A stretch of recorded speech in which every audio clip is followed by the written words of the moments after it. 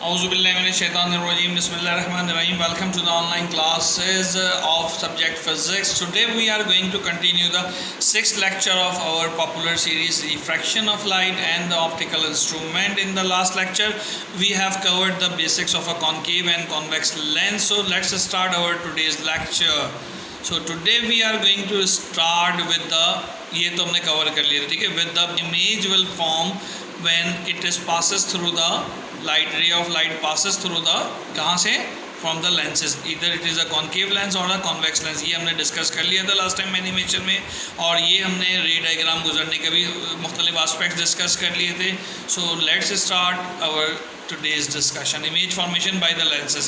So there are the things, ठीक है. यहाँ पे एक कॉन्सेप्ट पहले समझ लें, फिर we will go with the diagrams. कि देखिए यहाँ इसने कैंडल लाइट डिनर नहीं करना, कैंडल लाइट अप की है खाली, और ये इसकी इमेज बन रही है. यहाँ पे आपने एक लेंस रखा, पीछे शीशा मिरर टाइप की चीज़ रखी या स्क्रीन रखी जिस पे आपको लेंस चाहिए और आप देख रहे हैं. तो ये बस समझाने के लिए, एक्चुअली तो आपको इसी जगह पे नज़र आ जाएगा इस लेंस की मदद से, ठीक है ना. तो यहाँ पे इसकी जो इमेज आएगी वो यहाँ पर उल्टी यानी इन्वर्टेड बन रही होगी और नज़र आ रहा होगा. तो ये उल्टी बन रही होगी, तो ये दरअसल कहाँ पर है, सेंटर ऑफ कर्वेचर के ऊपर होगी, क्योंकि साइज़ भी सेम नज़र आ रहा है और इन्वर्टेड भी नज़र आ रही है. तो यहाँ तक हमें बात जब समझ में आएगी तो वी विल गो अहेड. तो चलते हैं अपने आज के लेक्चर को बाकायदा शुरू करते हैं. Hello viewers, if you like our online lectures, so keep like, share and subscribe our YouTube channels, the NCPSS and the HSPSS online lectures, and the next one is Professor MM Manzoor Official. Okay, so let's start our discussion about the image formation through the convex mirror. The first case is when object is at C. ठीक है, object कहाँ पर मौजूद है, centre of curvature पे मौजूद है. हमने ये प्रिंसिपल एक्सिस ड्रॉ किया, उसके बाद हमने ये कॉन्वेक्स लेंस लिया, ऑब्जेक्ट को एट सी पोजीशन के ऊपर हमने ऑब्जेक्ट को रख दिया, ठीक है.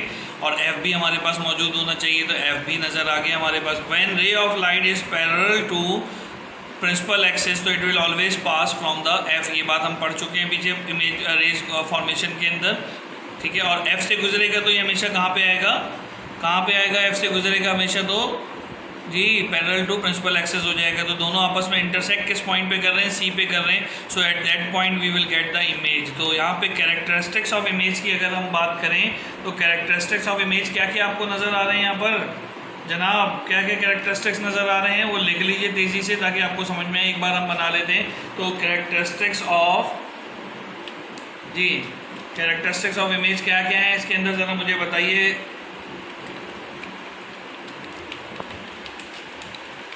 Image when object is at X Y Z point. तो यहाँ पे पहला कैरेक्टरिस्टिक क्या है कि इट इज़ इन्वर्टेड,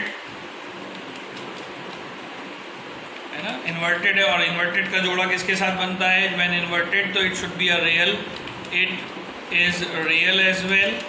और रियल के बाद क्या हो गया, ये same size as that of object, object के सेम साइज के बराबर है. और चौथी प्रॉपर्टी क्या हो गई, फोर्थ वन क्या हो गई इसकी, फॉर्म क्या बने, कहाँ पे बनेगा, formed other side of lens, ठीक है. लेंस की दूसरी तरफ ये बनता हुआ हमें नज़र आ रहा है. आप चाहें तो इसमें एक यहाँ से भी इमेज भेज सकते हैं, अगर आपको तीन तीन की इमेजेस का है तो भी ये देखें यहाँ पे यहीं पे मौजूद होगा.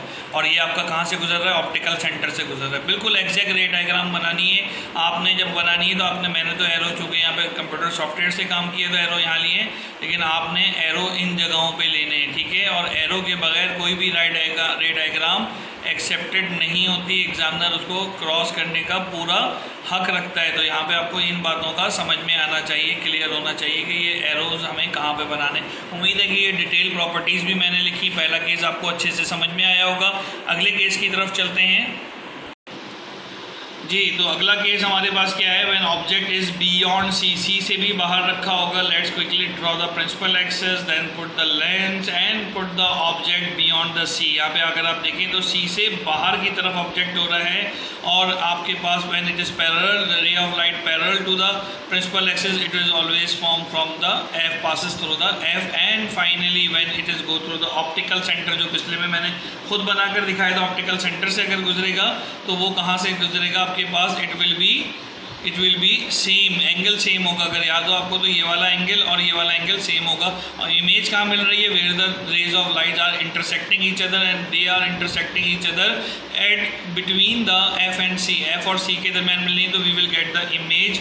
इमेज की प्रॉपर्टीज़ क्या नज़र आ रही हैं? रियल भी है, इन्वर्टेड भी है, other side of the lens है, but it is a smaller as compare to that of the object. क्योंकि ऑब्जेक्ट दूर था तो उसकी इमेज तो ज़रूर मिली, इन्वर्टेड और रियल भी मिली, लेकिन वो स्मॉलर इन साइज़ मिली क्योंकि ऑब्जेक्ट दूर से आ रहा था हमारे पास। ठीक है, आई होप कि ये पॉइंट आपका गेट हो गया होगा। तीसरा केस देखते हैं, when object is in between C and F, centre of curvature और प्रिंसिपल फोकस के दरमियान होगा। So let's draw the principal axis, put the lens between and put the image between the F and C. This is a diagram starting point. ये चीज़ clear हो रही है? सो when a ray of light is parallel to the principal axis, it always passes from the F, and if it is going from the optical centre तो यहाँ पे आएगा, और F और C के दरमियान है तो they are intersecting each other beyond C। देखिए बियॉन्ड C, और इमेज के जो है ऑब्जेक्ट की निस्बत बड़ा नज़र आ रहा है साइज में, बाकी इन्वर्टेड, रियल, अदर साइड वाली प्रॉपर्टीज़ सेम है। उम्मीद है कि ये समझ में आ रही होगी बात और मज़ा भी आ रहा होगा डायग्राम को समझने में। इसके बाद हमारे पास अगला केस है, when object is at F।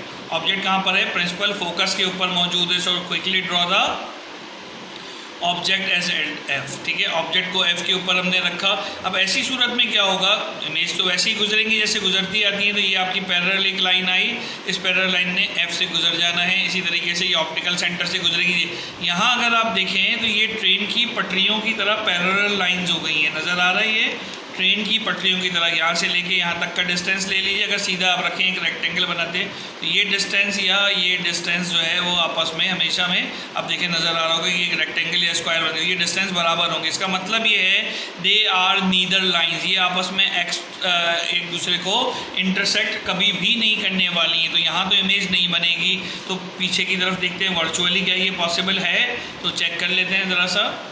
ये लाइन हमने पीछे की तरफ एक्सटेंड की और ये वाली लाइन पीछे, नो वे, यहाँ पर हमारे पास पीछे की तरफ भी नज़र नहीं आ रही बनती हुई। इसका मतलब image will form at infinity must be a virtual, and if you are calling it a virtual तो it means it should be a erect one, ERECT, erect one, and on the same side of a lens. Image कहाँ बन रही होगी? Same side of a lens बन रही होगी। तो ये हमारे पास केस था जबकि ऑब्जेक्ट को कहाँ प्लेस किया गया था? Object is putting at the focal principal focus. ठीक हो गई बात। ये लास्ट केस की तरफ चलते हैं। लास्ट केस देखिए, when object is between the focal and the optical centre. If you remember what is optical centre? Optical centre is this point, is this centre point, we call it a optical centre. तो थोड़ा सा मैंने lens की position, ये आपको नज़र आ रही है एफ है, ये एफ है। ये सी इतना करीब नहीं, ये बाय मिस्टेकनली जो है आपको नज़र आ रहा है, आना नहीं चाहिए था ये यहाँ पे, तो इसको हम ब्लर कर देते हैं, इसको हम अपने डिस्कशन में शामिल नहीं करते। ठीक है, तो ये हमारे पास नहीं होगा इधर। इसके बाद अगला स्टेप, रे ऑफ लाइट जो गई ऑप्टिकल सेंटर से तो वो सीधी चली गई। अगली लाइन क्या होगी? हमारे पास पैरेलल होगी, तो कहाँ से गुजरेगी? एफ से गुजरेगी। तो यहाँ अगर आप नोटिस करें तो इधर से इधर तक ये दोनों एक दूसरे से फार अपार्ट होते चले जा रहे हैं। ये डिस्टेंस देखिए, अगर आप ये डिस्टेंस देख रहे हैं तो ये डिस्टेंस देखें, अगर आपको इतना बड़ा लिख रहा है तो यहाँ अगर आप आके देखें डिस्टेंस, तो ये डिस्टेंस आपको, ये देखें ये डिस्टेंस आपको, मैंने रेक्टेंगल, तो ये डिस्टेंस उससे ज़्यादा बड़ा हो गया। और अगर यहाँ से हम डिस्टेंस देखें तो ये डिस्टेंस उससे ज़्यादा बड़ा होता चला जा रहा है। यानी जैसे जैसे रे प्रोसीड कर रही है the distance will be greater between the rays of light. Rays of light के दरमियान डिस्टेंस जो है वो हमारे पास क्या हो जाएगा? ग्रेटर हो जाएगा। यहाँ तक बात क्लियर हो रही है? ठीक है, तो सी मैंने बाहर कर दिया है, इसको उससे में बाहर निकाल दिया ताकि वो आपको नज़र ना आए। अब ये इसका एक पॉसिबिलिटी क्या है कि may be virtual image may be form, तो इसको लाइन को एक्सटेंड करते हैं, ये वाली लाइन को एक्सटेंड किया और इस लाइन को एक्सटेंड किया। Yes, virtual image have been form. कहाँ बन रही है? एफ और सी के दरमियान। This is not the matter, लेकिन असल मैटर क्या कर रहा है कि ये साइज़ में अपने असल ऑब्जेक्ट से ज़्यादा बन रही है। What are the characteristics of this virtual image? इसकी कैरेक्टरिस्टिक्स क्या हैं हमारे पास? Very simple, the characteristics are very simple. क्या हो सकता है? आपने गैस कर लिया होगा, very huge as compare to the size of object. दूसरा same side of a lens हमें मिल रहा है, तीसरा वर्चुअल है। If it is a virtual तो चौथी प्रॉपर्टी खुद ब खुद हो जाएगी कि इट इज़ इरेक्ट ऑल्सो, ये हमारे पास क्या हो जाएगा, इरेक्ट भी हो जाएगा। यहाँ तक उम्मीद है आपको समझ में आया होगा प्रॉपर्टीज़ ऑफ अ लेंस के बारे में, ठीक है। अच्छा, ये जो पिछली डायग्राम अभी गुजरी है आपके पास, ये जो आपके सामने आ रही है, यही हमारी जो है वो सिंपल माइक्रोस्कोप की भी रे डायग्राम है, लेकिन अभी समझते हैं इसको, गो थ्रू करते हैं। यहाँ तक बेटा लेंसेज का मामला हमारा क्लियर हो गया। यहाँ पर एक बात मैं बताना चाहूँगा आपको कि लेंसेज इक्वेशन क्या होती है, उसको ज़रा सा हम देख लेते हैं कि वो लेंस इक्वेशन हमारे पास है क्या और किस तरीके से वो लेंस इक्वेशन चलेगी। ठीक होगी बात ये। तो लेंस इक्वेशन वही होती है जो हमारे पास मिरर इक्वेशन है। क्या होती है, 1/f is equal to 1/p plus 1/q। सही है, ये हमारे पास लेंस इक्वेशन है, बिल्कुल एग्जैक्ट सेम फार्मूला है हमारे पास इसका। बस आपने याद रखना है वही f क्या है, the distance from the principal focus to the optical centre, वहाँ पे पोल था। यहाँ पे ये p क्या है, position of a object from the optical centre of a lens, इसलिए q इमेज पोजीशन है हमारे पास ये। And we also called it lens equation या लेंस फार्मूला। ये आपको याद रहेगा कि लेंस फार्मूला क्या है, इसको आपने गो थ्रू कर लिया।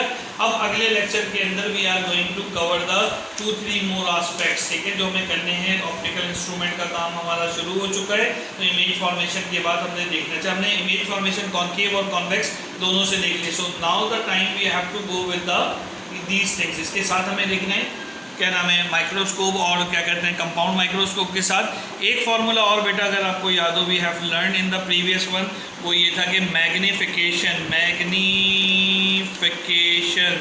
ठीक है, मैग्नीफिकेशन जिसको हम कैपिटल M से जाहिर कर देते हैं, that should be equal to the H naught upon HI। सही बोल रहा हूँ, नहीं गलत बोल रहा है, HI अपॉन H नॉट था हमारे पास फार्मूला। अगर आपको न्यूमेरिकल्स याद हो तो उसमें आपने किया था HI अपॉन H नॉट।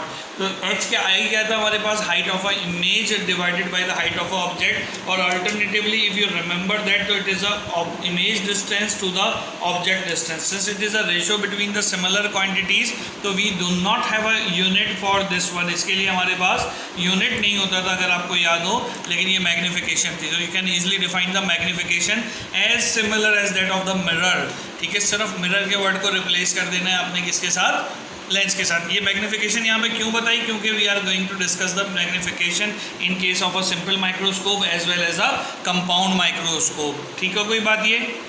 तो आपने करना क्या है, आपने इन रे डायग्राम्स की बहुत अच्छे से जो है प्रैक्टिस करनी है। Once you done with the ray diagrams, please make sure that you have correctly form the images and you should memorise the correct characteristics of our image, ठीक है।